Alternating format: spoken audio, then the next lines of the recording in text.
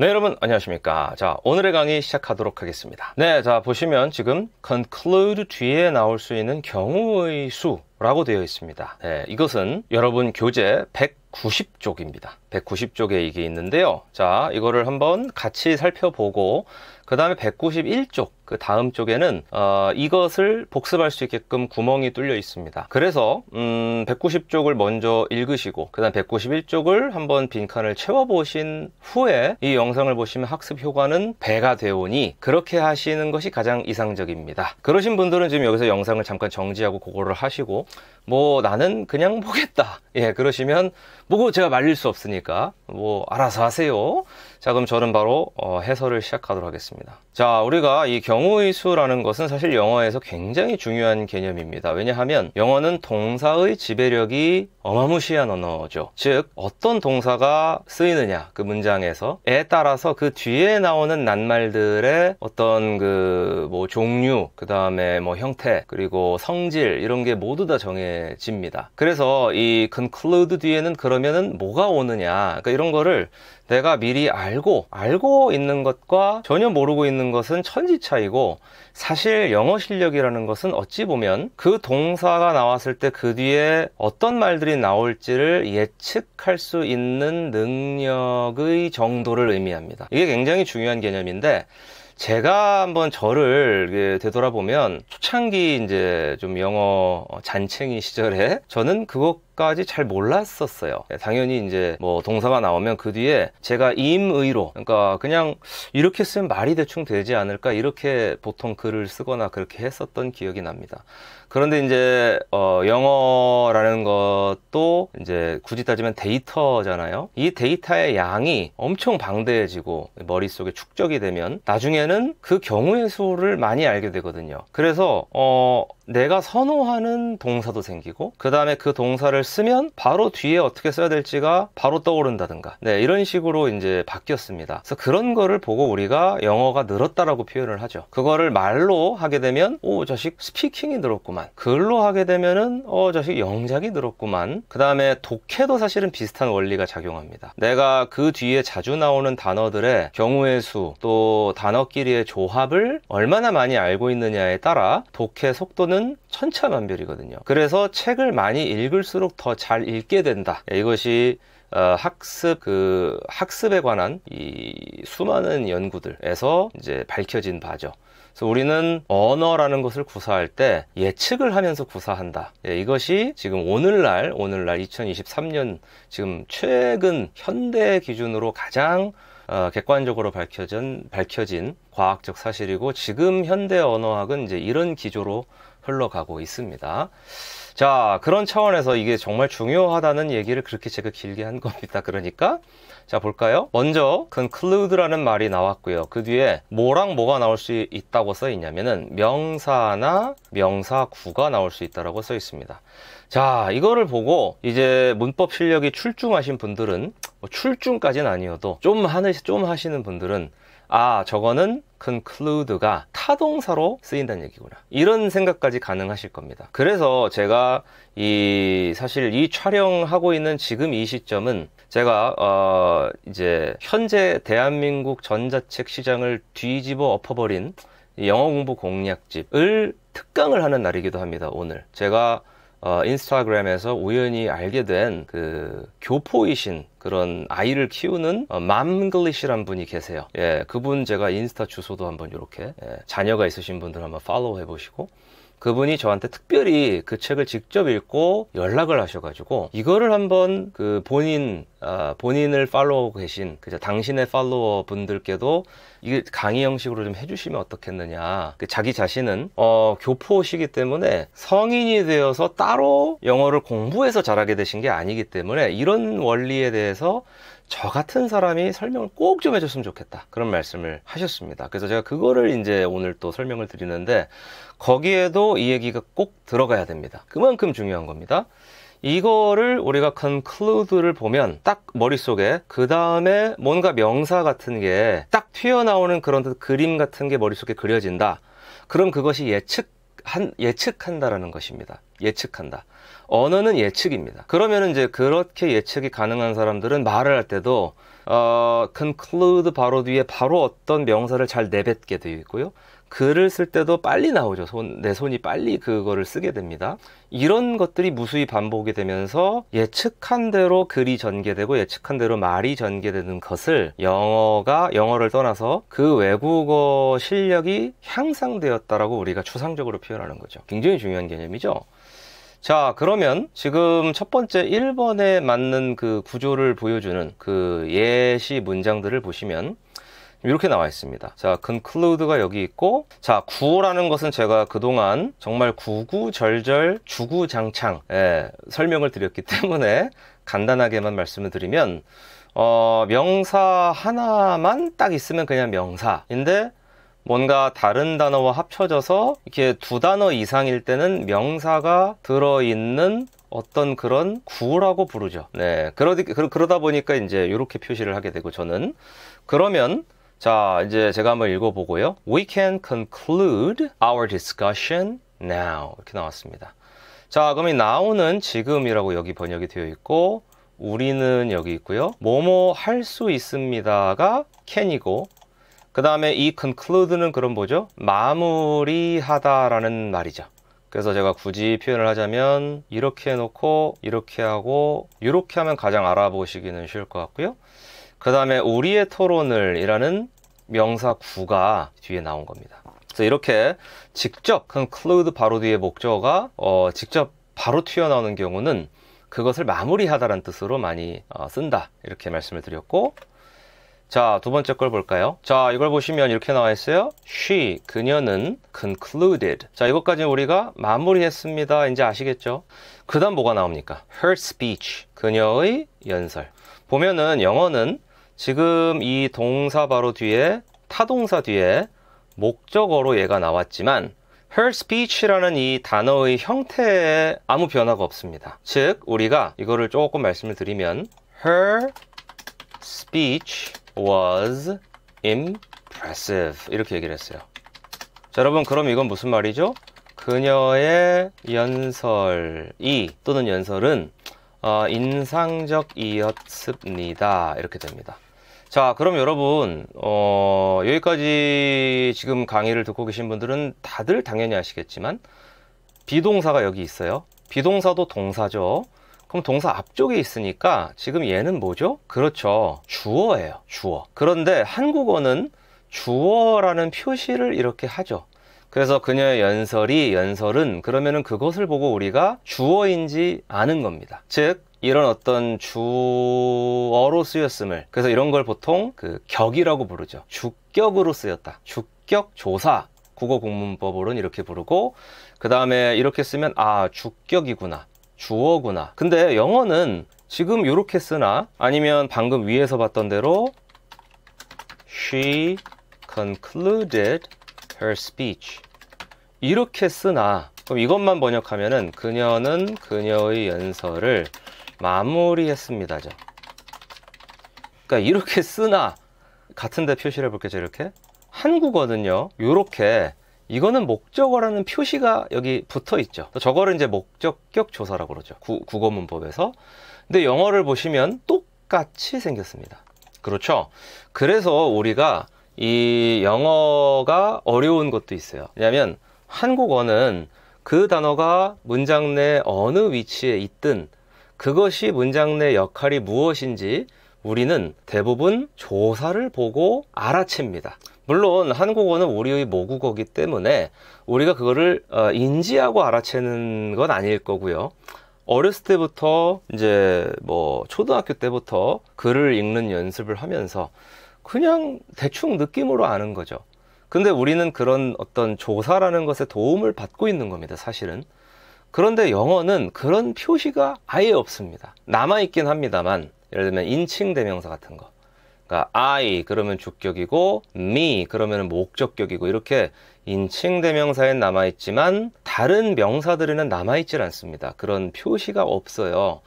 그러니까 우리가 이렇게 영문을 해석을 하다가 보면 She concluded 이렇게까지 나왔을 때 이것이 타동사다. 그리고 이 뒤에 보통 어떤 목적어가 와서 그거를 마무리한다. 이 예측이 가능한 사람은 이걸 보자마자 이거라고 바로 인식을 하는 거죠. 그런데 she concluded까지 봤을 때 아무 예측이 안 되는 사람이에요. 내가 아직은 영어가 부족합니다. 그러면 her speech 그랬을 때 이게 그녀의 연설을 이라는 느낌으로 안 보이고 그냥 그녀의 연설 이렇게만 보이는 거예요. 그러면 그녀의 연설이란 말은 문장 내 어디에 가 있는지에 따라 주어일 수도 있고 목적어일 수도 있고 뭐 다른 것일 수도 있습니다. 그렇죠? 그래서 제가 뭐라 그랬습니까? 영어는 동사의 지배력이 굉장히 강하고 동사가 정말 중요하다. 즉 동사를 보고 뒤에 뭐가 나올지, 지금 뭐가 나오고 있죠? 명사나 명사구가 나오고 있죠?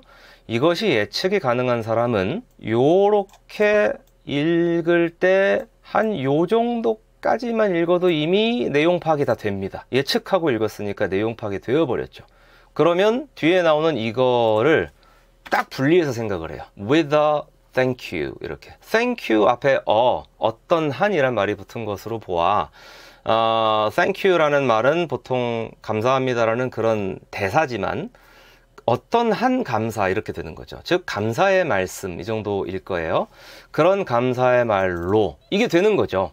그런데 이렇게 언어를 체계적으로 또 많이 체계적으로 배우고 많이 접하고 많이 바꿔보고 작문을 해본 사람들은 이게 점점 되거든요. 이렇게. 근데 그렇지 아니하고 대충 어슬렁 그렇게 영어를 배우면 사실 실력이 한계가 있습니다. 그러니까 그런 사람들의 특징이 뭐냐면 그녀는 하고 conclude의 뜻도 보통 하나로만 알고 있어요.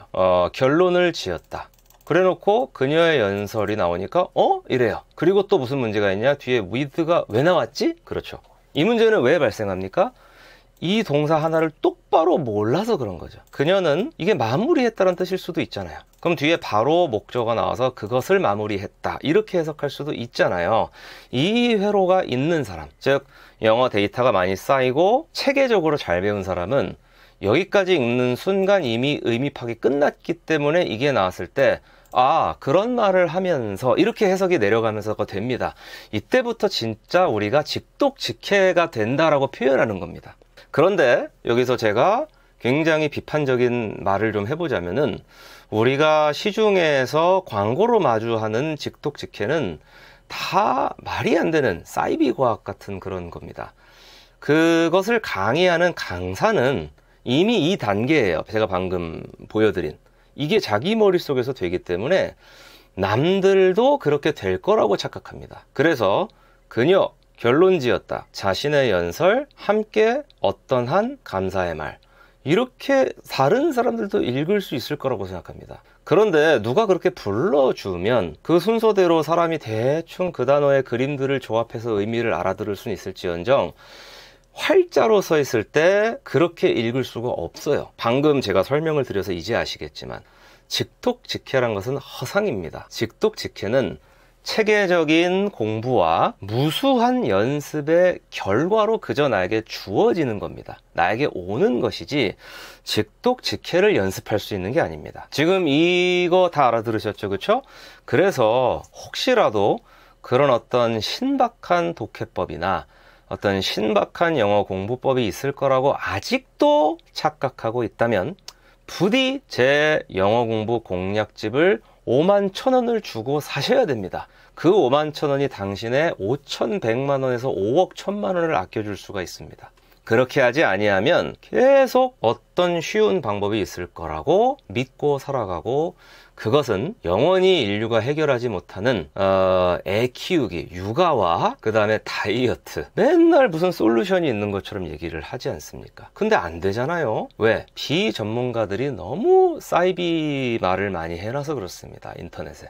제가 사실 이 51,000원이라는 가격에 대해서 계산을 해봤습니다. 지금 대한민국 치킨 평균 가격이 얼마인지 아세요? 제가 보여드릴게요. 아마 이 강의를 듣고 계신 분들은 대부분 이거를 이미 사셨을 텐데 이게 51,000원이지 않습니까? 자, 2023년 3월 26일 기준으로 대한민국의 치킨 한 마리 평균 가격이 16,000원입니다. 우리는 매주 금요일이 되면 치맥을 합니다. 16,000원 플러스 맥주 500cc 2잔 하면은 이미 3만원 나갑니다. 51,000원으로 여러분 치킨 몇 마리 먹을 수 있는지 아세요? 제가 직접 나눗셈을 해봤더니 3.18마리를 먹을 수가 있습니다. 당연히 저런 닭은 없습니다. 3마리 플러스 뭐 날개 하나 이 정도 되겠죠. 그러니까 지금 물가라는 것이 이 정도인데 사람들이 치킨 3마리에 버팔로 윙 하나 추가 이런 거 안 아까워 하거든요. 그런데 우리 인간은 호모 사피엔스들은 내 머리에 뭐가 들어가는 걸 사는 돈은 되게 아까워합니다. 이거는 우리의 잘못은 아닙니다. 글자라는 게 생기고 책이라는 게 생긴 것은 아무리 길게 잡아야 5,000년 정도밖에 안 됐고 우리 인류는 뭐 짧게는 7만 년, 길게는 25만 년 이상 그냥 원시 시대에서 살았기 때문에 아니 눈앞에 있는 사슴 고기가 더 귀하지 그걸 저게 뭔지도 몰라요. 우리 호모 사피엔스는 그냥 저건 실체가 없는 무엇인가죠. 그렇지만 이런 후기들을 보면 이런 무형의 가치를 알아볼 수 있는 우리 인간은 이 대뇌 피지를 가지고 있습니다. 인간의 뇌가 다른 동물들에 비해서 유난히 발달한 것이 추상적이고 보이지 않는 것을 생각할 수 있다라는 겁니다. 바로 그런 능력이 발달한 거죠. 그래서 조금만 생각해봐도 진짜 이거는 사실 결과적으로는 정말 싼 거다. 그리고 그걸 누가 또 많이 잘 알아보냐? 전문가나 고수들이 그 가치를 잘 알아봅니다. 근데 이것은 굉장히 우리한테 함의하는 바가 있습니다. 뭐냐면 이것은 원인과 결과가 반대가 된 겁니다. 저분들이 지금 실력자기 때문에 저 책의 가치가 51,000원인 게 싸다라고 느끼는 것이 아니라 원래 무형인 그 무엇인가에 큰 가치를 부여하는 사람이었기 때문에 결과적으로 영어를 잘하게 된 겁니다. 그러니까 공부에 투자하는 돈을 안 아까워하는 겁니다. 그렇죠. 왜 같은 걸 보고서도 다른 말을 하는가? 내가 그것을 어떻게 보느냐의 차이라는 겁니다. 심지어 제가 그런 51,000원짜리 책을 내는 것을 보고 모 대학원에서 현재 언어학 박사 과정을 하시는 분이 자신의 논문을 직접 저한테 보내주셨습니다. 즉 이런 것은 우리가 정말 주의 깊게 봐야 될 그런 사안인데 무형의 가치라는 것을 볼 줄 아는 사람과 그렇지 못한 사람들은 뭐죠? 51,000원 이래 봐야 치킨 3마리에 버팔로 윙 1개 정도 가격이다. 내 배에 그게 들어가는 거는 그렇게 안 아까운데 내 머리에 뭐가 들어가는 저 귀중한 거는 비싸다고 느끼는 게 사실 이게 격차인 거예요. 이 격차는 세월이 지나면 점점 더 벌어집니다. 우리는 늦었다고 항상 생각을 하지만 사실은 매번 지금이 가장 빠른 때입니다. 왜? 여러분 어제로는 갈 수 있습니까? 어제로 영원히 갈 수 없죠. 그러니까 늘 언제가 제일 빠릅니까? 지금, 오늘이 제일 빠른 때입니다. 논리적으로 맞는 얘기입니다. 자, 저의 이 간곡한 호소를 잘 알아들으셨다면 지금 이 2번 제가 이렇게 설명하는 것도 아주 주의 깊게 잘 보시기 바랍니다. 내가 직접 영어로 글이라는 것을 쓰려면 내가 뭐가 돼야 됩니까? 바로 conclude란 단어가 딱 눈에 보이는 순간 그 뒤에 내가 이렇게 쓸 수 있다라는 생각이 동시에 돼야 됩니다. 그것은 연습으로밖에 안 되는 거죠. 학습으로밖에. 누가 그거를 자기 나름대로 예측을 하거나 누가 타고날 수가 있겠습니까? 원어민들도 성장 과정에서 배우는 것이기 때문에 이런 것들은. 자, 그러면 이거를 내가 만약에 자, detective란 단어는 탐정입니다. 그러면 the detective, 탐정도 되고 뭐 형사 정도도 되고요. 그 탐정은 하고 딱 이렇게 보이는 순간 여러분이 이 뒤에 지금 절이 나올 것 같다라는 예측이 된다면 그냥 대충 어슬렁 영어라는 것을 공부했다고 착각하는 사람들보다 몇 배 더 앞서 나가는 겁니다. 그래야 내가 딱 보고 뒤에 보는 순간 이게 주어겠구나라는 생각이 드는 거예요. 이 다르죠. 딱 보면서 뭐라고 결론을 냈는데 that 이하의 결론이지. 뭐냐면 the suspect, 그 용의자가 하고 봐야 뒤에 뭐가 보입니까? 무죄였구나 는 것. 제가 that도 이렇게 많이 설명드렸어요. 그 용의자가 무죄였다는 것을 결론 지었다. 또는 그 용의자가 무죄였다고 또는 무죄라고 결론 지었다. 이게 되는 거죠. 독해할 때 이게 돼야 내가 쓸 수가 있죠. 그렇죠?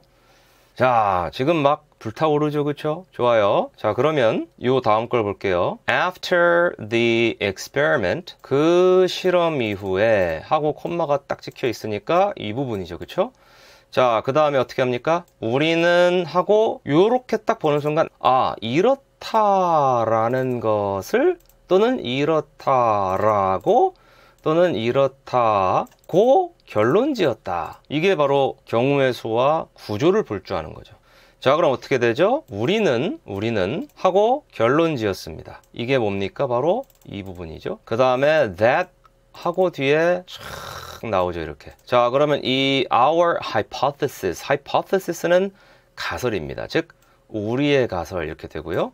그 다음에 our hypothesis was correct. 우리의 가설이 옳았다. 여기서는 이제 옳았다라고까지는 안 나와 있어요. 왜냐하면 한국어로 번역을 할 때는 굳이 여기가 과거면 여기까지 과거를 나타내는 그 말을 안 넣어줘도 아무 이해하는데 그 지장이 없기 때문에 한국어 번역문에는 이게 잘 안 들어갑니다. 오히려 여기다가 이렇게 굳이 저기 맞춰 써주면 한국어로 봤을 때는 마치 우리가 결론을 지었는데 그 전에 그게 옳았다라고 결론 지었다. 마치 이런 얘기처럼 오해할 수 있기 때문에 보통은 이렇게 얘기를 하죠. 그래서 한국어는 이 시제를 여기서 한번 밝혔으면 됐지. 이걸 보고 설마 뭐 이걸 본다고 헷갈리겠어? 이렇게 생각하고 우리끼리 서로 이해 가능한 범위 내에서 사용하는 언어입니다. 한국어는. 근데 영어는 지독히 시제를 일치시키는데 아주 강박을 가지고 있어요. 그들 나름대로의 이게 세계관이고 하기 때문에 영작을 할 때는 우리가 이런 법칙들을 지켜줘야 됩니다. 자, 그러면 해석은 비록 우리의 가설이 옳다고 결론 지었다 이렇게 할지언정 아주 직역하면은 우리의 가설이 옳았다라고 결론 지었다 이렇게 할 수 있어야 된다라는 거죠. 그래서 위에 영문에 대응하는 부분들을 제가 이제 한국어에 표시를 하면 대략 저렇게 됩니다. 이렇게 됩니다. 자, 이제 오늘의 마지막 제 3번입니다. 보시죠. 아, 요거는 여러분 죄송한데 지금 교재에 나와 있는 절을 구로 바꿔주셔야 됩니다. 아, 왜냐하면 절이라는 것은 주어 동사가 있는 걸 절이라고 그래요. 근데 보시면 지금 요 뒤에 요렇게 나와 있거든요. 그래서 thanking everyone. 그러면 이제 무슨 말이냐면 모두에게 감사하기 또는 감사하는 것. 이 정도 얘기고 A grand fireworks display. 그러면 정말 화려한 불꽃놀이 뭐 그런 얘기예요. 이 전체가. 그러니까 이건 하나의 그냥 명사 구조. 그런데 그 앞에 여기도 구라고 고쳐야겠네요. 전치사가 이렇게 나와 있어요. 그래서 왜 부사라는 말이 굳이 붙냐면 전치사 뒤에 명사가 이렇게 나오잖아요. 이런 식으로. 그러면 이거는 대부분 어떤 그 목적으로 쓰이냐면 부연 설명하는 역할로 쓰입니다. 부가 정보 같은 거예요. 그래서 예를 들면 I am happy 그랬어요. 그럼 이 자체로 뜻이 이미 완결이 됐습니다. 그렇죠? 어디 하나 빈 데가 없어요. 그러나 그 뒤에 in summer 이렇게 얘기합니다. 그러면은 여름에는 나는 행복해 이런 말이죠. 그러면 in summer 이거는 in 이라는 전치사와 summer 이라는 명사가 합쳐져서 여름에 라는 어떤 부가 정보를 나타냅니다. 그래서 이 구 전체가 부사적인 역할을 한다고 해서 부사구라고 부르는 거예요. 이해 가셨죠? 그렇죠? 그래서 요럴 때 요거 앞에 나온 conclude는 원래 뒤에 무엇을 마무리하다나 무엇라고 뭐 결론 짓다 이렇게 뒤에 나오는 것을 앞에 나오는 conclude 하다 이랬을 때 conclude는 타동사지만 지금처럼 이런 식으로 나오면 이때는 엄밀히 문법적으로는 자동사라고 합니다. 왜냐하면 그는 마무리했습니다. 이렇게만 얘기를 해도 The event concluded. 그 이벤트는 마무리되었습니다. 한국어로 보면은 위에 거는 조금 어색하지만 사실 이벤트는 마무리되었습니다 라고만 해도 한국어로도 자연스럽죠. 즉 이게 어떤 내용이 빠져 있는 게 없다라고 보고 뒤에 나오는 저게 일종의 부연 설명이라고 생각을 해서 이것은 자동사요, 이것은 부사구다. 이렇게 문법적으로 분류합니다. 자, 혹시나 문법적으로 이제 자세하게 궁금하셨던 분들은 방금 이 장면을 여러 번 돌려보시면 되겠습니다. 오케이, 좋습니다, 여러분. 지금 사실 이 강의 시리즈를 여기까지 따라오신 분들은 제가 개인적으로 정말 잘하고 계신다, 이렇게 칭찬을 좀 드리고 싶습니다. 왜냐하면 그 누구도 요즘같이 모든 게 빨리 즉각적 보상이 되는 그런 세상에서는 어렵고 아주 오랜 시간 노력을 들여야 되는 거를 하려고 하지 않습니다. 작심삼일이 인간의 기본값이 된 세상입니다, 지금. 뭐 그럴 수밖에 없는 게 너무 정보도 많고, 그 다음에 누르면 다 뭐가 되는 세상이다 보니까 인간의 인내심도 점점 줄어드는 경향이 있습니다. 이거는 제 의견이 아니고 도파민 네이션이라는 책을 쓰신 그 아주 저명한 뇌 신경과학자, 그다음에 또 감정은 어떻게 만들어지는가라는 책도 있고, 수많은 많은 뇌 신경학자, 뇌과학자 이런 분들이 정말 이 현상이 아주 전지구적으로 벌어지고 있다고 얘기를 하죠. 근데 이렇게 30몇 편에 벌써 달하는 이 강의를 계속 쭉 정주행을 하고 있다는 것은 모두가 그렇게 힘들고 지루한 거를 기피하는, 이럴 때에 나 혼자 어떻게 보면 그들과 다른 방향으로 가고 있다는 얘기입니다. 즉 그냥 흘러가는 대로 가지 않고 내가 나의 길을 가는 주체적인 그런 존재라는 거죠. 그렇게 되면 반드시 남들보다 앞서가게 됩니다. 멈춰있는 사람보다 가는 사람이 앞서가는 게 뭐가 그렇게 이상합니까? 그렇게 돼야 맞는 거죠. 그렇죠? 그래서 오늘 강의도 마찬가지로 여러분께 큰 삶의 이정표가 됐으리라고 생각하고 이만 마치도록 하겠습니다. 다음 시간에 빈칸 채우기 한번 다 같이 해볼게요. 감사합니다.